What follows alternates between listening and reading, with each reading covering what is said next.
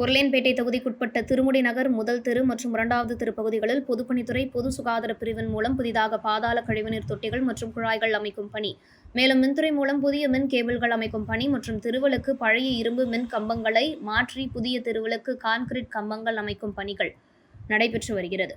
மேலும் இப்பணிகள் முடிவடைந்து அப்பகுதியில் புதிதாக இருபுற கான்கிரீட் சைடு வாய்க்கால் மற்றும் சிமெண்ட் சாலை அமைக்கும் பணிகள் நடைபெற உள்ளது. இப்பணிகளை விரைவாக மேற்கொள்ள உருளையன்பேட்டை தொகுதி சட்டமன்ற உறுப்பினரும் சட்டப்பேரவை அரசாங்க உறுதிமொழி குழு தலைவருமான நேரு என்கின்ற குப்புசாமி அப்பகுதியில் நடைபெற்று வரும் பணிகளை துறை அதிகாரியுடன் ஆய்வு மேற்கொண்டார். ஆய்வின்போது பணிகளை விரைவாகவும் வரும் மழை காலங்களுக்கு முன்பு முடித்து அப்பகுதி மக்களுக்கு எந்த ஒரு பிரச்சனை இல்லாமல் பணிகளை மேற்கொள்ளுமாறு கேட்டுக்கொண்டார்.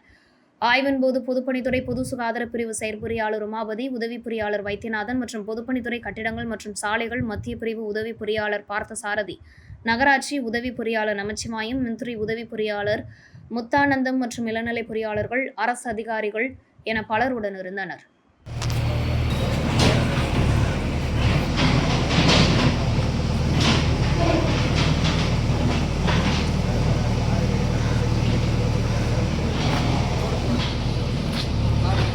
பார்த்துட்டு வரட்டும்.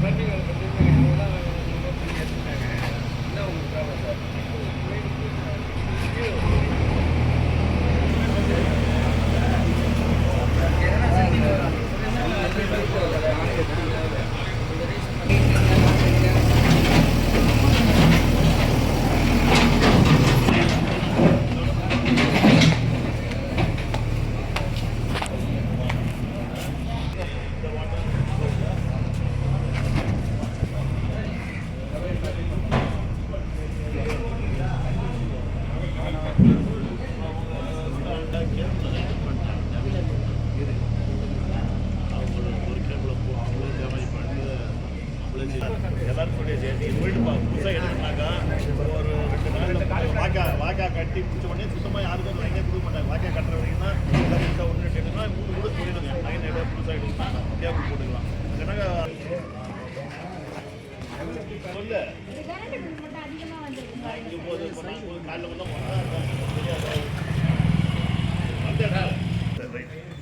போகலாம் சார். சூப்பர்வைசர் நடக்கிறாங்களம்மா. ஓனரு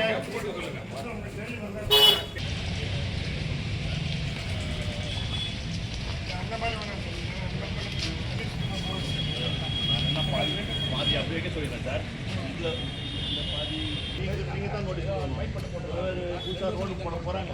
நீங்கள் யாரை ரூட் ஏன்பா செந்தில்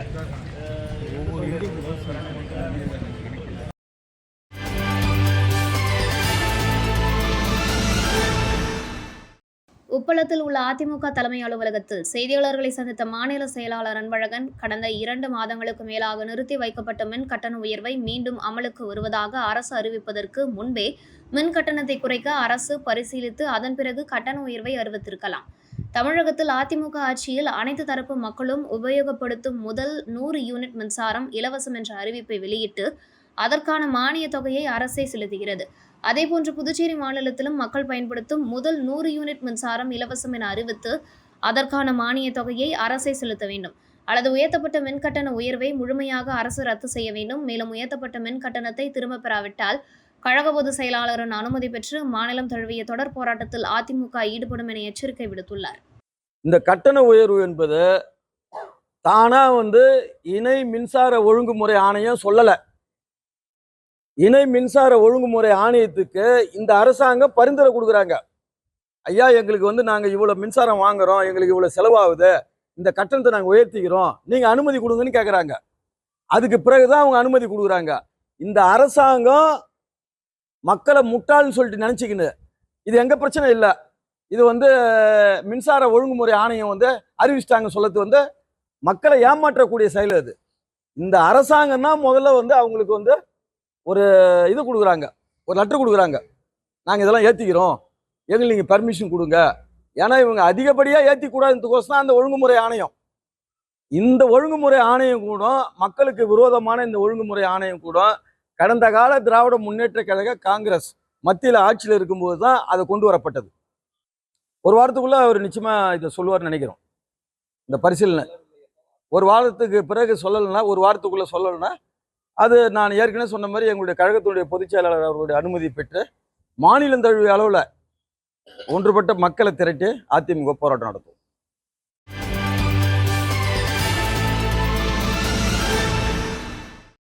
கதிர்காமம் தொகுதி என்ஆர் காங்கிரஸ் பிரமுகரும் ஆர்கேடி ரியல் குரூப்ஸ் நிறுவனருமான ஆர்கேடி ராஜகோபால் பிறந்தநாள் விழா நலத்திட்ட உதவிகள் மற்றும் அன்னதானம் வழங்கி கொண்டாடினார்.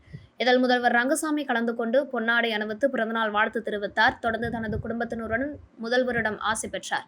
இதனைத் தொடர்ந்து விழாவில் கலந்து கொண்ட பொதுமக்களுக்கு அன்னதானம் மற்றும் நலத்திட்ட உதவியாக வழங்கப்பட்டது. நிகழ்ச்சியில் சட்டப்பேரவைத் தலைவர் செல்வம், அரசு கொறடா ஏகேடி ஆறுமுகம், சட்டமன்ற உறுப்பினர் KSP ரமேஷ், முன்னாள் சட்டமன்ற உறுப்பினர்கள் சுகுமார், தமிழ்செல்வன், என்ஆர் காங்கிரஸ் பிரமுகர்கள், மாநில செயலாளர் அழகு, சபரி, ராஜா மற்றும் மாஷாலி, சத்யா, ராஜா, ஆனந்து, பழனி, செல்வம், அருண்குமார், முருகன், அன்பரசன், புகழ், ராகவேந்திரர், ஜெரோம், அழகானந்தம், பூவரசன், கோபி, கவுன்சிலர் முரளி, பூத்துறை பஞ்சாயத்து தலைவர் உதயகுமார் உட்பட ஏராளமானோர் கலந்து கொண்டனர். மேலும் பிறந்தநாள் விழாவில் பொன்னாடை அணிவித்து, மாலை அணிவித்து, பூச்செண்டு, பழக்கூடை, ட்ரை ஃப்ரூட்ஸ், திருச்செந்தூர் முருகன் சிலை மற்றும் புத்தர் சிலை என பலவிதமான பரிசு பொருட்களை பிறந்தநாள் பரிசாக வழங்கினர்.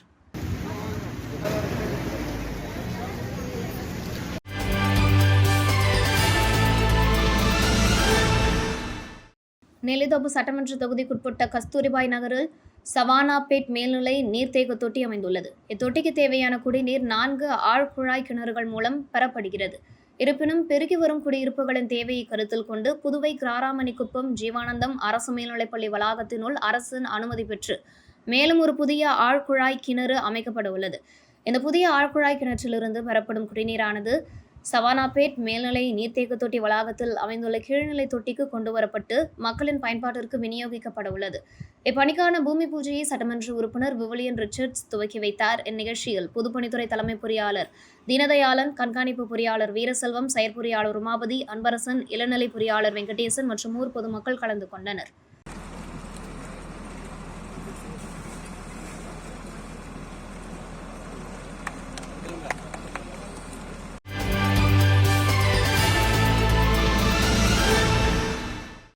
பாட்டாளி மக்கள் கட்சியின் மாநில அமைப்பாளர் கணபதியின் பிறந்தநாள் விழா ஒவ்வொரு ஆண்டும் பல்வேறு நலத்திட்ட உதவிகள் வழங்கி கொண்டாடப்படுவது வழக்கம். இந்த நிலையில் லாஸ்பேட்டில் உள்ள சிவசுப்பிரமணியர் ஆலயத்தில் தங்கத்தேர் இழுத்து சிறப்பு வழிபாடு நடைபெற்றது. வன்னியர் சங்க மாநில பொருளாளர் நரசிம்மன் தலைமையில் நடைபெற்ற நிகழ்ச்சியில் தொகுதி தலைவர் திருமால், தொகுதி செயலாளர் ராம், சமூக முன்னேற்ற சங்க பொறுப்பாளர் சிவபிரகாசம், சம்பந்தம், துணைத் தலைவர் சீனிவாசன், குமரன், ராஜசேகர் ஆகியோரது ஏற்பாட்டில் நடைபெற்றது. இதில் சிறப்பு அழைப்பாளர்களாக தொழிற்சங்க தலைவர் ஜெயபால், மாநில வன்னியர் சங்க செயலாளர் திருமலை மற்றும் தமிழ்செல்வன், சுப்பிரமணியன், மகளிர் அணி எபேல், துணைத் தலைவர் குமார் மற்றும் பாட்டாளி மக்கள் கட்சியினர், வன்னியர் சங்கத்தை சேர்ந்த நிர்வாகிகள் பலர் கலந்து கொண்டனர்.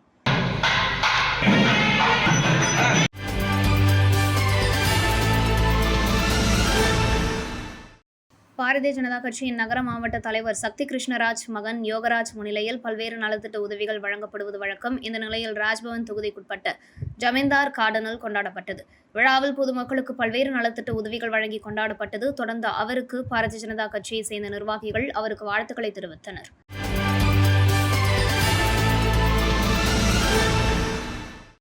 இந்திய கம்யூனிஸ்ட் கட்சி அலுவலகத்தில் இந்திய கம்யூனிஸ்ட் கட்சி மாநில செயலாளர் சலிம், மார்க்சிஸ்ட் கம்யூனிஸ்ட் கட்சி மாநில செயலாளர் ராஜாங்கம், விடுதலை சிறுத்தைகள் கட்சியின் முதன்மை செயலர் தேவபுழிலன், CBI-ML மாநில கமிட்டி உறுப்பினர் முருகன் ஆகியோர் கூட்டாக செய்தியாளர்களிடம் கூறியதாவது: புதுச்சேரியில் மின்துறை கட்டணம் 1.5 மடங்கு அதிகரித்துள்ளதாகவும், மின் கட்டண உயர்வுக்காக நடத்தப்பட்ட கருத்து கேட்பு கூட்டத்தில் தெரிவிக்கப்பட்ட எந்த விவரமும் ஏற்றுக்கொள்ளப்படவில்லை என்றார். மேலும் மக்களவைத் தேர்தலில் பாஜக தோல்வி அடைந்ததற்கு மின் கட்டண ரசீதும் ஒரு காரணம். ஏனெனில் பயன்படுத்திய மின் யூனிட்டுக்கு மட்டும் கட்டணம் வசூலிக்காமல் கூடுதலாக பலவித கட்டணங்களை மக்களுக்கு தெரியாமல் வசூல் செய்வது மக்களிடம் அதிருப்தியை ஏற்படுத்தியுள்ளதாக கூறினார். தேர்தலில் மக்கள் தந்த பாடத்தை ஏற்காமல் மீண்டும் மின் கட்டணத்தை உயர்த்தியுள்ளனர். மின் கட்டண உயர்வை ரத்து செய்ய கோரியும், மின்துறையை தனியார் மயமாக்குவதை நிறுத்துவதாக அறிவிக்க கோரியும், மின் கட்டண ரசீதில் பயன்படுத்திய மின் யூனிட்டுக்கு மட்டுமே பணம் வசூலிக்க வேண்டும் என கூறி வரும் 2ஆம் தேதி மின்துறை தலைமை அலுவலகத்தை முற்றுகையிடும் போராட்டம் நடத்த உள்ளதாக கூறினர். மேலும் அதனைத் தொடர்ந்து விநாயகர் சதுர்த்திக்கு பிறகு பந்த் போராட்டம் நடத்துவோம் என தெரிவித்தனர். கிட்டத்தட்ட ஒரு 40-50% 100 ரூபான்னு சொன்னாக்கா 140 ரூபாய் அந்த பில் ஆகுது. 1000 ரூபான்னு சொன்னாக்கா 1400 ரூபாய் ஆகுது. இது நீங்க பார்த்திருப்பீங்க இந்த பிரேக்கர். இது வேற எந்த மாநிலத்திலும் இல்லை. புதுச்சேரியில மட்டும்தான் அது. இது சம்பந்தமாக விளக்கம் கேட்கிறோம், விளக்கம் கொடுக்க மாட்டேங்கிறாங்க டிபார்ட்மெண்ட். இது ஒரு பெரிய அநியாயம். எதுவுமே விவரம் தெரியாம இந்த சர்ச்சார்ஜ் என்ற பெயர்ல, வட்டி என்ற பெயர்ல மிக கொடுமையான ஒரு சுரண்டல் இங்க நடக்கிறது. இதுவும் நீக்கப்பட்டு வெறும் யூனிட்டுக்கான மின்சாரம் மட்டும்தான் அந்த பில்ல வரணும். இந்த கோரிக்கையில வைத்துக் கொண்டுதான் வரக்கூடிய 2ஆம் தேதி மிகப்பெரிய முற்றுகை போராட்டம். அதற்கு பிறகு இது விநாயகர் சதுர்த்தி வருவதன் காரணமாக மக்களுக்கு எந்த தொந்தரவும் இருக்கக்கூடாது என்பதன் காரணமாகத்தான் விநாயகர் சதுர்த்தி முடிந்த பிறகே ஒரு சில தினங்கள தேதி இப்போ உடனே 2ஆம் தேதிக்கு அப்புறம் அறிவிச்சிடும். மிகப்பெரிய பந்த் போராட்டத்தை நடத்துவதற்கு கம்யூனிஸ்ட் கட்சிகளும் விடுதலை சிறுத்தைகள் கட்சியும் முடிவு செய்திருக்கிறது.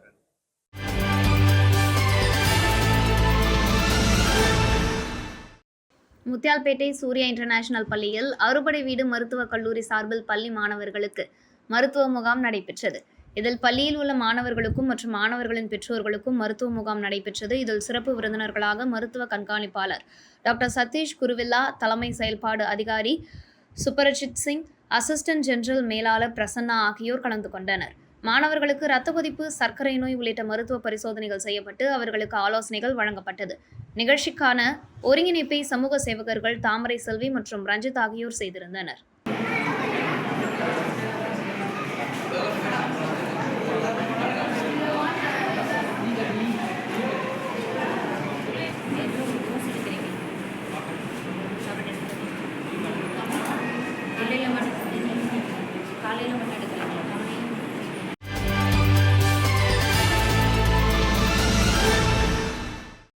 காமராஜ் சாலையில் அமைந்துள்ள நேச்சுரல் ட்ரெய்னிங் அகாடமியில் 10வது பேட்ச் மாணவர்களுக்கு நடந்த பட்டமளிப்பு விழாவில் ராஜலட்சுமி செல்வகாந்தி வரவேற்புரையாற்றினார்.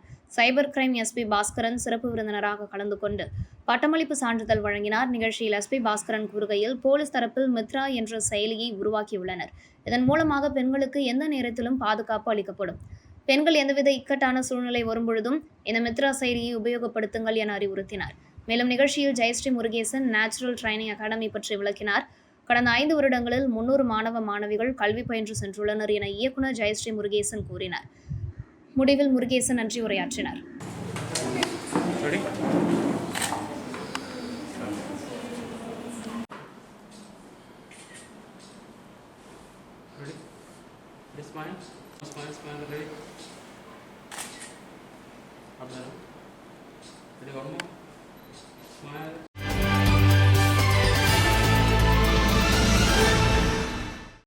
முத்தியால்பேட்டை பில்கிஸ் வீதியில் அமைந்துள்ள பெரிய பாளையத்தம்மன் ஆலயத்தில் 66ஆம் ஆண்டு மகோத்சவ விழாவை முன்னிட்டு கணபதி ஹோம் காப்பு கட்டுதல், கரகம் ஜோடித்தல் நிகழ்ச்சி நடைபெற்றது. முக்கிய நிகழ்வாக கொடியேற்றுதல் நிகழ்ச்சி நடைபெற்றது. இதில் பக்தர்கள் கலந்து கொண்டு சாமி தரிசனம் செய்தனர். நிகழ்ச்சியில் கோவில் நிர்வாகிகள், ஊர் பொதுமக்கள் பலர் கலந்து கொண்டனர்.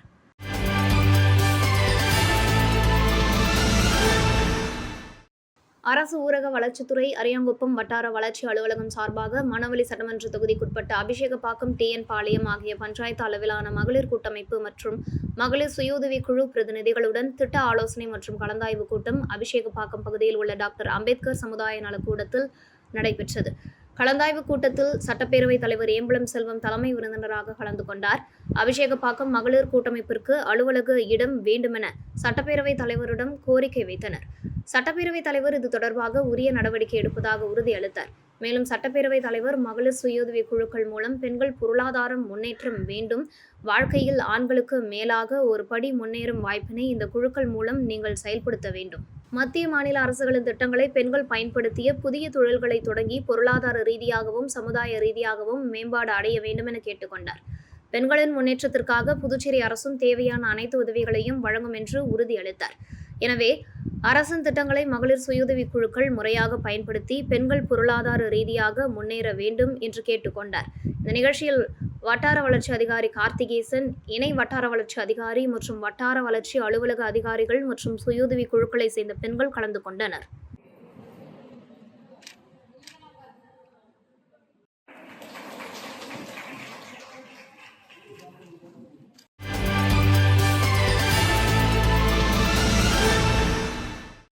முருங்கம்பாக்கம் பகுதியில் இயங்கி வரும் தீரர் சத்தியமூர்த்தி அரசு மேல்நிலைப் பள்ளியில் மாணவ மாணவிகளுக்கு மிதிவண்டி மற்றும் மழையங்கி வழங்கும் நிகழ்ச்சி நடைபெற்றது. இதில் சிறப்பு அழைப்பாளராக அரியாங்குப்பம் சட்டமன்ற உறுப்பினர் பாஸ்கர் என்கின்ற தட்சிணாமூர்த்தி கலந்து கொண்டு மாணவர்களுக்கு விலையில்லா மிதிவண்டி மற்றும் மழையங்கிகளை வழங்கினார். விழாவில் பொறுப்பாசிரியர் திருஞான சம்பந்தம் வரவேற்புடன் துணை முதல்வர் ஸ்ரீ சீதா தலைமையில் நடைபெற்ற நிகழ்ச்சியில் பள்ளி மாணவ மாணவிகள் மற்றும் பெற்றோர்கள் நிகழ்ச்சியில் கலந்து கொண்டனர். விழாவின் ஏற்பாடுகளை பள்ளி ஆசிரியர்கள் மற்றும் பணியாளர்கள் செய்திருந்தனர். இதில் பெற்றோர்கள், ஊர் முக்கியஸ்தர்கள், கட்சி பிரமுகர்கள் என பலரும் கலந்து கொண்டனர். இதில் சிறப்புரையாற்றிய சட்டமன்ற உறுப்பினர் பாஸ்கர் என்கின்ற தட்சிணாமூர்த்தி பேசுகையில், வருகின்ற எதிர்காலத்தில் கல்வி ஒன்றே அனைவரையும் வாழ வைக்கும். முன்னொரு காலத்தில் வாழ்ந்த பெரிய மனிதர்கள் அனைவரும் கல்வி பயின்றால் மட்டுமே உயர்ந்த மனிதர்களாக விளங்க முடியும் என்று வாழ்ந்து காட்டி சிறப்பாக செயல்பட்டு சென்றுள்ளனர். அவர்களில் ஒருவரான அப்துல் கலாம், கர்மவீரர் காமராஜர், அம்பேத்கர், பாரதியார், பாரதிதாசன், காந்தி என்று பல பெயர்களை சுட்டிக்காட்டி மாணவர்களிடையே நல்ல எண்ணங்களை பயன்படுத்தி கல்வியை சிறந்த முறையில் கற்க வேண்டும், தீய செயல்களையும் தீய பழக்கங்களையும் மறந்துவிட்டு கல்வியை முக்கியத்துவம் என்று செயல்பட வேண்டும் என்று கூறினார்.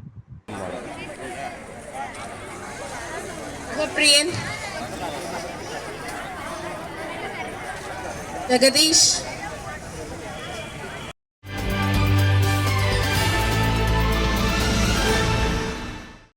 திண்டிவனம் அருகே உள்ள தைலாபுரம் இல்லத்தில் செய்தியாளர்களை சந்தித்த பாமக நிறுவனர் ராமதாஸ், தமிழ்நாட்டில் கடந்த 3 ஆண்டுகளில் 99,093 கோடி முதலீடு ஈர்ப்பதற்கு புரிந்துணர்வு ஒப்பந்தம் கையெழுத்திடப்பட்டுள்ளதாகவும் 19 லட்சம் பேருக்கு வேலைவாய்ப்பு கிடைக்கும் என முதல்வர் கூறியிருந்தார். ஆனால் தொழில் முதலீடு குறித்து வெள்ளை அறிக்கை வெளியிட வலியுறுத்தினால் முதலமைச்சர் ஸ்டாலின் வெள்ளை அறிக்கை வெளியிடுவது மரபு இல்லை என தெரிவிப்பதாகவும், அவர் எதிர்க்கட்சித் தலைவராக இருந்தபோது முதலீடு குறித்த வெள்ளை அறிக்கை வெளியிட எடப்பாடி பழனியை வலியுறுத்தினார். ஆனால் இப்போது மரபு இல்லை என கூறுவது ஏற்க முடியாது. அவர் பதிலளிக்க வேண்டும் எனவும், வெள்ளை அறிக்கை வெளியிட்டால் உண்மை நிலை வெளிவரும் என்று முதலமைச்சர் அஞ்சுவதாக பாமக நிறுவனர் ராமதாஸ் குற்றம் சாட்டியுள்ளார்.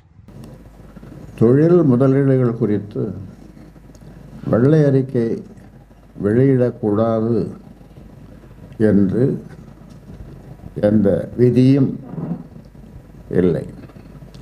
மு.க. ஸ்டாலின் எதிர்க்கட்சி தலைவராக இருந்தபோது அதிமுக ஆட்சியில் வந்த தொழில் முதலீடுகள் குறித்து 1000 முறை வெள்ளை அறிக்கை கோரியிருக்கிறார். அப்போது எந்த மரபின் அடிப்படையில் கேட்டார்? வெள்ளை அறிக்கை வெளியிடப்பட்டால் உண்மை நிலை அம்பலமாகிவிடும் என்று அஞ்சுகிறார்.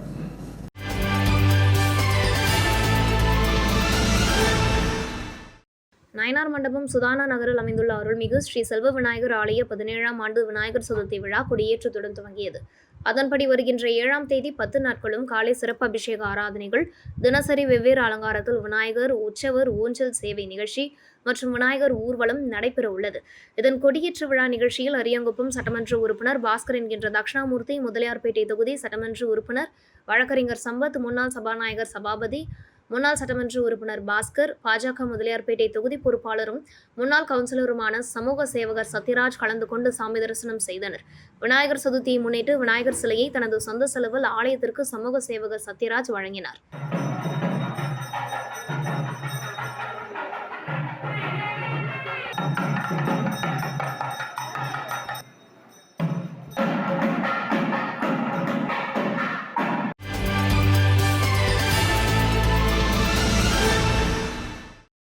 மரக்காணம் ஒன்றியம் ஓமதூர் ஊராட்சியில் மக்களுடன் முதல்வர் திட்ட முகாம் நடைபெற்றது.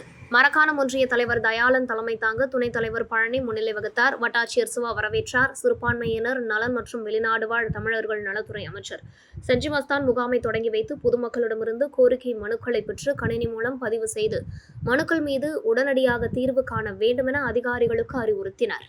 இதனைத் தொடர்ந்து வேளாண்மை துறை சார்பில் விவசாயிகளுக்கு வேளாண் பொருட்களையும், மருத்துவம் மற்றும் மக்கள் நல்வாழ்வுத்துறை சார்பில் கர்ப்பிணிகளுக்கு ஊட்டச்சத்து பெட்டகத்தினை வழங்கி பிறக்கும் குழந்தைகளுக்கு தமிழில் பெயர் சூட்ட கேட்டுக்கொண்டார். அமைச்சர் மஸ்தான் இத்திட்டத்தில் கொடுக்கப்படும் மனுக்கள் மீது 30 நாட்களுக்குள் பரிசீலனை செய்து உடனுக்குடன் மக்களுக்கு நன்மை கிடைப்பதற்காக இத்திட்டத்தை முதலமைச்சர் செயல்படுத்தியுள்ளதாக தெரிவித்தார். நிகழ்ச்சியில் வட்டார வளர்ச்சி அலுவலர் சிவனேசன் நன்றி கூறினார்.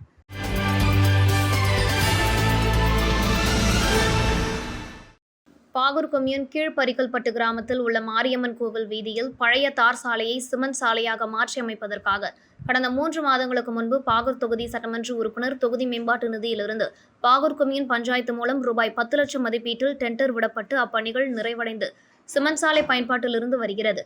அந்த சாலையானது தரமற்ற முறையில் சிமெண்ட் மற்றும் ஜல்லி சரியான அளவில் பயன்படுத்தப்படாமல் போடப்பட்டுள்ளதால் ஜல்லி தனியாகவும் மணல் தனியாகவும் பெயர்ந்து போக்குவரத்து வாகனங்கள் விபத்து ஏற்படும் அளவிற்கு அபாயமாக உள்ளது. இதனை அப்பகுதி பொதுமக்கள் முன்னாள் பாஜக சட்டமன்ற உறுப்பினர் தங்க விக்ரமன் தலைமையில் பாகூர் கொம்யூன் பஞ்சாயத்து ஆணையர் மற்றும் பொறியாளர்கள் ஆகியோரிடம் புகார் தெரிவித்து மேற்படி சாலை அமைத்து ஒப்பந்ததாரரிடம் அவருக்கு சேர வேண்டிய ஒப்பந்த நிலுவத் தொகையை கொடுக்க வேண்டாம் என்று பொதுமக்கள் ஆட்சேபனை தெரிவித்தனர். ஆனால் புகார் சம்பந்தமாக ஒப்பந்ததாரர் மீது இதுவரையில் எந்தவித நடவடிக்கையும் எடுக்கவில்லை எனவும் இதனை பாரதிய ஜனதா கட்சி சார்பில் வன்மையாக கண்டிப்பதாகவும் மேற்படி சாலையை ஒப்பந்ததாரரை வைத்து உடனடியாக புதுப்பித்து தரும்படி கேட்டுக்கொண்ட அவர்கள் ஒப்பந்ததாரர் மீது கடுமையான நடவடிக்கை எடுத்து அவரது லைசென்ஸ் ரத்து செய்ய வேண்டும் எனவும் கேட்டுக்கொண்டனர். இதை பற்றி பாஜக முன்னாள் சட்டமன்ற உறுப்பினர் தங்க விக்ரமன் தீபம் தொலைக்காட்சி செய்தியாளர்களிடம் அளித்த பேட்டியில் மேற்கண்டவாறு தெரிவித்தார். துறை ரீதியான நடவடிக்கை எடுத்து கடுமையான அவங்க பேரில் நடவடிக்கை எடுக்கணும். அவங்கள எடுத்து அந்த தார் சாலையை போடணும். அப்படி போட தவறுனா இங்கே இருக்கக்கூடிய கிராமத்தில் இருக்கக்கூடிய பொதுமக்களை திரட்டி மிகப்பெரிய போராட்டம் அந்த கொம்யூன் பஞ்சாயத்து அலுவலகத்துக்கு எதிராக நடத்தப்படும் என்பதை இதன் சார்பாக நான் தெரிவிச்சுக்கிறேன்.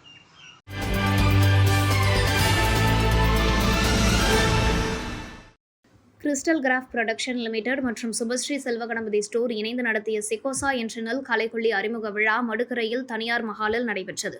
இவ்விழாவில் சுமார் 200 விவசாயிகள் கலந்து கொண்டு பயனடைந்தார்கள். விழா ஒருங்கிணைப்பாளர் அசோக்குமார் விவசாயிகளை வரவேற்றார். சிகோசா என்ற நெல் கலைக்கொல்லி பற்றி மார்க்கெட்டிங் மேனேஜர் ரமேஷ் பாபு விளக்கம் அளித்தார். விழாவில் கிறிஸ்டல் கம்பெனியின் ஜெனரல் மேனேஜர் பூர்ணஜித், மண்டல மேலாளர் மோகன் ஆகியோர் கலந்து கொண்டு சிறப்புரையாற்றினார்கள். சுபஸ்ரீ செல்வகணபதி ஸ்டோர் உரிமையாளர் செந்தில் குமார் நன்றி உரையாற்றினார். இவ்விழாவில் பங்கேற்ற விவசாயிகளுக்கு மதிய உணவும் பரிசு பொருட்களும் வழங்கப்பட்டது.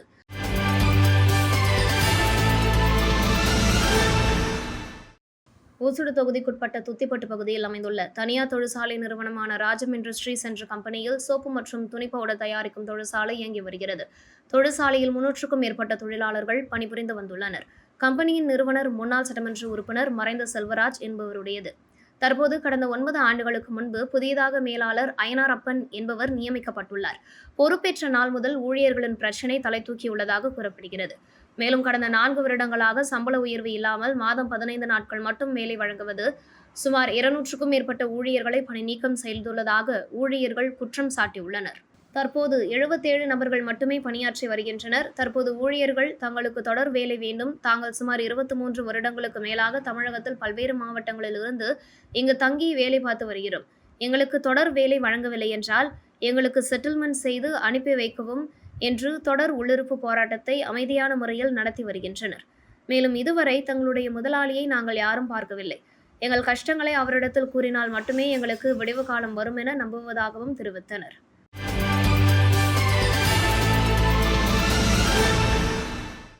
வில்லியனூர் தட்டாஞ்சாவடி ஸ்ரீ அகோர வீரபத்ரர் ஆலயம், ஸ்ரீ பால் முத்து மாரியம்மன் ஆலயம் சடல் பிரம்மோற்சவ விழாவினை முன்னிட்டு கொடியேற்றம் நடைபெற்றது. இதனைத் தொடர்ந்து சுவாமிக்கு ஒவ்வொரு நாளும் மின் அலங்காரத்துடன் திருவீதி உலா நடைபெற்று வருகிறது. அதன் ஒரு பகுதியாக 7ஆம் நாள் சுவாமி திருவீதி உலா நடைபெற்றது. இதில் சுவாமிக்கு பல்வேறு அபிஷேகங்கள் செய்யப்பட்டு மகா தீபாராதனை காண்பிக்கப்பட்டது. இதில் பக்தர்கள் பங்கேற்று சுவாமி தரிசனம் செய்தனர். தொடர்ந்து விழாவில் கலந்து கொண்ட பக்தர்கள் அனைவருக்கும் அன்னதானம் வழங்கப்பட்டது. இதனைத் தொடர்ந்து மின் அலங்காரத்துடன் அம்மன் வீதி உலா நடைபெற்றது. நிகழ்ச்சியில் பொதுமக்கள் கலந்து கொண்டு சாமி தரிசனம் செய்தனர். நிகழ்ச்சிக்கான ஏற்பாட்டினை தனி அதிகாரி உமாவதி, விழாக்குழு தலைவர் தனபால், விழாக்குழு உறுப்பினர்கள், வில்லியனூர் தட்டாஞ்சாவடி கிராமவாசிகள் செய்தனர்.